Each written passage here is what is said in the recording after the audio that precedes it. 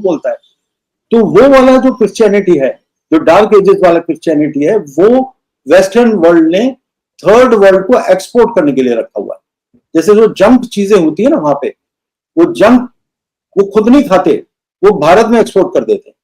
तो इसी तरह जो ये जंक फॉर्म है, जो उन लोगों ने खुद रिजेक्ट कर दिया है, वो लोग खुद चर्चेस में अटेंडेंस जीरो हो चुकी है ऑलमोस्ट, इंग्लैंड में और अमेरिका में बहुत बुरा हाल है। चर्चेस बंद हो रहे हैं, मंदिर और मस्जिद उनकी जगह बन रहे हैं। तो उन्होंने वो वाली जो क्रिश्चियनिटी जो यहां भेजी हुई है, उसका भी अलायंस है इसके साथ, जिनका अभी थोड़ा असर कम हुआ है मीडिया में जब से बीजेपी की सरकार वो भी है जी। वो क्रिश्चियनिटी भी भारत में काम कर रहा है, हालांकि उसका असर कम, आप ये कह रहे हैं। हाँ, नहीं, उसको हमें समझना पड़ेगा कि जो विरुलेंट फॉर्म ऑफ क्रिश्चियनिटी जो बच गया था डार्क एजेस वाला, वो भारत में आया हुआ है और ट्राइबल एरियाज में भोले भाले ट्राइबल्स को कन्वर्ट कर रहा है। जो मॉडर्न क्रिश्चियनिटी है, जो रैशनलिस्ट हो चुका है, जो यूरोप में खुद विक्टिम बन रहा है इस्लामिक एग्रेशन का, वो वाला क्रिश्चियनिटी भारत में नहीं है। और मैं तो चाहूंगा कि वो वाला क्रिश्चियनिटी अपने पैरों पे खड़ा हुआ और अपने को बचाए जो यूरोप की हालत हो रही है। अच्छा, मैं जी अब आते हैं मूल सवाल पे, अभी तक तो हम आए ही नहीं।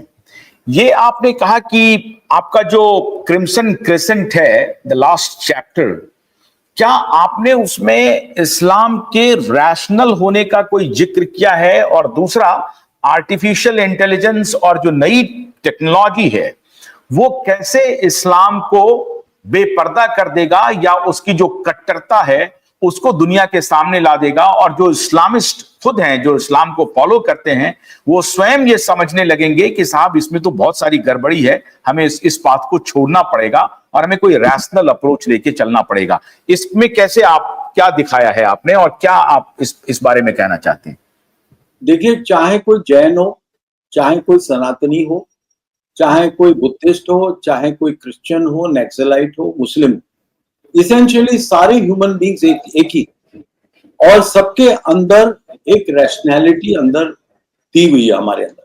क्या सही है, क्या गलत है, क्या आर्ग्यूमेंट होना चाहिए, कैसे सच्चाई को बढ़ा जाना चाहिए, ये हर एक इंसान की एक मिशन होती है अंदर से। अब उसको क्लाउड कर दिया जाता है बाय आर्टिफिशियल आइडियोलॉजीज। जब आइडियोलॉजिकल एग्रेशन होता है तो आपकी रैशनैलिटी जो है वो क्लाउड हो जाती है, और रैशनैलिटी जो है वो फंक्शन करना जैसे ही बंद कर देती है तब आप एक्सट्रीम चीजों की तरफ बढ़ने लगते हो। तो यही किया है इन आइडियोलॉजीज ने, इन मदरसों के द्वारा। जो रैशनल फैकल्टी है बच्चों की, उसको उन्होंने उजागर नहीं होने दिया। लेकिन उस जमाने में क्या था, पहले जमाने में क्या था कि उनको जो इंफॉर्मेशन उनके मदरसे ने दे दी या माता पिता ने दे दी, वो ही वहीं तक सीमित था। लेकिन जैसे कि एक मैं आरिफ नाम के एक्स मुस्लिम से बात कर रहा था, जिनका इंटरव्यू मैंने इस फिल्म में डाला, तो उन्होंने बताया कि मरियम नमाजी के बारे में उन्होंने बताया। मरियम नमाजी एक एक्स मुस्लिम है जो कि ईरान की है लेकिन रहती यूके में है फिलहाल। उसने ये कहा है कि जो प्रिंटिंग प्रेस ने क्रिश्चियनिटी के साथ किया, वही इंटरनेट इस्लाम के साथ करने जा रहा है। और इस्लाम के साथ प्रिंटिंग प्रेस जब आई तो जो डार्क एजेस के वक्त जब प्रिंटिंग प्रेस आई, तो जो ये बोलते थे कि भाई सन सेंटर में है, यूनिवर्स ये फ्लैट है, अर्थ फ्लैट है, फिर गैलीलियो ने कुछ बताया, कोपरनिकस ने कुछ बताया, उनको मार देने की बात हुई। तो उसके बाद जो उनके आइडियाज थे वो लोगों के पास प्रिंटिंग प्रेस के माध्यम से लाखों लोगों के पास पहुंच गए। और जो डार्क एजेस वाली जो थियोलॉजी थी वो कोलैप्स हो गई और रेनेसांस आ गया। पूरा जो क्रिश्चियन वर्ल्ड है वहां पर रैशनैलिटी और साइंस का रेवोल्यूशन आ गया। तो इनका कहना है मरियम नमाजी का कि जो प्रिंटिंग प्रेस ने किया वो इस्लाम के लड़कों के साथ इंटरनेट कर रहा है, और इसका नतीजा देखिए, 94% इंटरनेट एक्सेस है ईरान में, काफी जबरदस्त इंटरनेट एक्सेस है। और गमान GAMAAN गमान का जो सर्वे है 2020 का, वो बताता है कि 47% of Iranians have reported that they are not believing in any religion. क्या बात कर रहे हैं आप? हाँ जी, ये तो पाथ ब्रेकिंग खबर दे रहे हैं आप। 49% और 54%? 47%, Gaman 2020, 47% of the Iranians say that they do not believe in any religion. लगभग 50% लोग। और 68% Iranians they reject theocratic governance. Theocratic governance नहीं होनी चाहिए। और 72% Iranians they oppose hijab. और देखिए, टाइम मैगजीन में लिखा है कि 2004 और 2014 के दरमियान पाकिस्तान में जो सपोर्ट था सुसाइड बॉम्बिंग के लिए, वो 41% से 4% पे आ गया। 2014 में 2004 में 41% लोग पाकिस्तान में सुसाइड बॉम्बिंग को सपोर्ट करते थे। 2014 में ये संख्या 4% है। अब देखिए, इसमें ना तो विश्व हिंदू परिषद ने कुछ किया है, ना RSS ने कुछ किया है, ना बीजेपी ने कुछ किया है। तो अब ये बाद में क्रेडिट ले लें तो मुझे पता नहीं, लेकिन फिलहाल इन्होंने कुछ किया।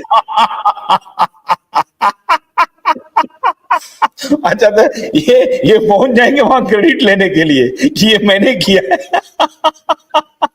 लेकिन इन्होंने कुछ भी नहीं किया।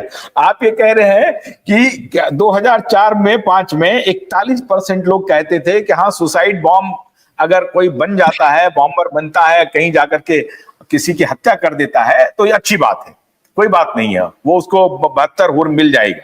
लेकिन आज के दिन में वहां 4% लोग भी इस कृत्य को सपोर्ट नहीं कर रहे हैं।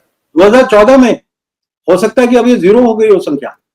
अब अच्छा, ये 2014 में आते आते 4% 2014 में कहते हैं 4% है, 2014 में 4% है। और ये कोई भी अभी गूगल कर ले, जो भी देख रहा है प्रोग्राम, टाइम मैगजीन लिखिए, पाकिस्तान लिखिए, सुसाइड बॉम्बिंग लिखिए, सपोर्ट लिखिए, आ जाएगा आपके पास डेटा।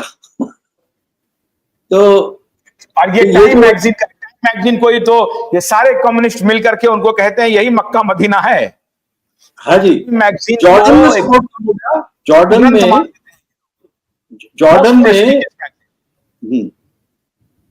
सॉरी, यस, हाँ, बोलिए, आप बोल प्रोसीड करिए जी। तो ये जो चीजें हैं जो इंटरनेट एक्सेस से हो रही है, ये बहुत बड़े पैमाने पे फर्क ला रही है लोगों में। क्योंकि क्या था कि अब आप मान लीजिए इंटरनेट नहीं है, आप किसी मौलवी साहब से ही पूछ सकते हैं सवाल, तो आप ऐसा सवाल हरगिज नहीं पूछेंगे जिससे मौलवी जी को क्रोध आ जाए और आपको डर लगेगा कि कहीं मौलवी जी डंडा ना मार दें। लेकिन अब जब आप इंटरनेट पर अपना कमरा बंद करके बैठे हैं और आपको डर नहीं है कि कोई मौलवी का छोटा भाई आके देख लेगा, तो आप उस मोबाइल में सब कुछ सर्च कर सकते हैं बंद कमरे में। तो अब वो सीक्रेसी और प्राइवेसी की जरूरत नहीं रही। तो जो हैवी हैंडेडनेस थी कि भाई आपको ये इंफॉर्मेशन के बारे में सवाल पूछना ही नहीं है, वो वाली हैवी हैंडेडनेस वो इंटरनेट ने खत्म कर दी। अब हमारा कहना है कि भाई इंटरनेट से 10⁻⁶ पावर जो है वो AI में है। क्योंकि जब मैं AI में सर्च करता हूं तो मुझे 300 वेबसाइट्स की समरी मिल सकती है अगर मैं मांगता हूं तो। मैं कहूंगा कि केवल मुझे टाइम मैगजीन का मत बताइए, मुझे 2005 से लेकर 2025 तक जितने मेजर पब्लिकेशंस हैं उन सब में इस विषय पे क्या लिखा है मुझे बताइए। कितने सर्वे हुए हैं, कितने लोग जो हैं वो प्रोग्रेसिव आइडियोलॉजी की तरफ आ रहे हैं, या मेरे में क्वेश्चन आ रहा है कि ये सवाल क्यों मुझे नहीं पूछने देते मौलवी जी मुझे। मान लीजिए मैं यही डाल दूं उसमें, तो वो बताएगा कि वो एक क्लोज आइडियोलॉजी है। और उसमें सवाल पूछने की इजाजत नहीं है, और आप अगर सवाल पूछेंगे तो आपको सजा मिल सकती है। वो बता देगा एआई। एआई को किसी की शर्म नहीं है, एआई को किसी से डरना नहीं है, एआई को किसी का डर नहीं है। तो एआई निर्भीक होके उच्च कोटि के ब्राह्मण की तरह वो अपना श्लोक बोल देता है।